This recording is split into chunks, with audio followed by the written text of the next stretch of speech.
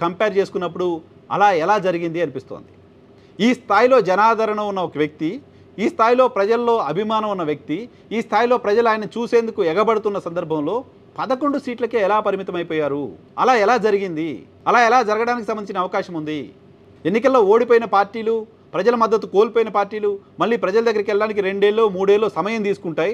ఆ 2 ఏళ్ల 3 ఏళ్ల కాలంలో అధికారంలో ఉన్న పార్టీలు చేసిన తప్పుల కారణంగా, ప్రజల్లో వచ్చిన వ్యతిరేకత కారణంగా ఓడిపోయిన పార్టీ మళ్ళీ ప్రజలకు దగ్గరవడానికి, ప్రజలు ఓడిపోయిన పార్టీ వైపు చూడడానికి సంబంధించిన అవకాశం ఉంటుంది. 2019లో టీడీపీ ఓడిపోయిన తర్వాత టీడీపీ వైపు జనం చూడడానికి, టీడీపీ గట్టిగా ఒక సభ పెట్టుకోవడానికి కూడా 3 సంవత్సరాల సమయం పట్టింది.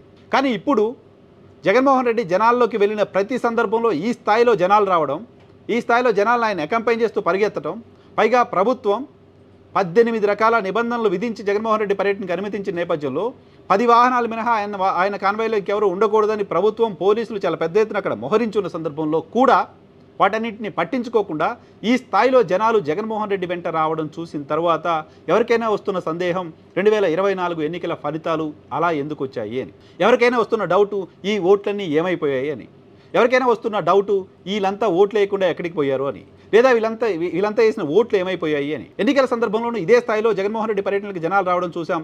అప్పుడు ప్రతిపక్ష పార్టీగా ఉన్న తెలుగుదేశం పార్టీ మిగతా పార్టీలు చేసిన ఆరోపణ ఇదంతా గ్రాఫిక్స్తో మాయ చేసేశారు అని, గ్రీన్ మ్యాట్లు వేసి జనాలు వచ్చినట్లు చూపించారు అని. అంతేకాదు ఆయన ముఖ్యమంత్రిగా ఉన్న సమయంలో పరదాలు కట్టుకొని జనాల దగ్గరికి వెళ్లాల్సిన పరిస్థితి వచ్చింది జగన్మోహన్ రెడ్డికి అని. జనాల దగ్గరికి వెళ్ళాలంటే పరదాలు కట్టుకోవాల్సి వచ్చింది, పరదాలు లేకుండా జనాల దగ్గరికి వెళ్ళలేకపోయాడు అని. 2 రకాల ప్రచారాలని అప్పటి అధికార పార్టీ పైన తెలుగుదేశం పార్టీ చేసింది.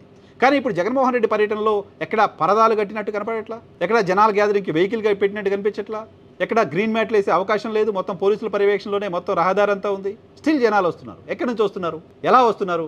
ప్రభుత్వ నిబంధనల్ని, ప్రభుత్వ ఆంక్షల్ని తట్టుకొని, పోలీసుల ఆంక్షల్ని తట్టుకొని, పోలీసులు ఆంక్షలు పెట్టిన పోలీసులు ఉదయం నుంచి రాత్రి అంతా చాలా చోట్ల హౌస్ అరెస్టులు చేశారు, కొంతమంది నాయకులను అరెస్ట్ చేశారు, రోడ్లపైన చెక్ పోస్టులు పెట్టారు.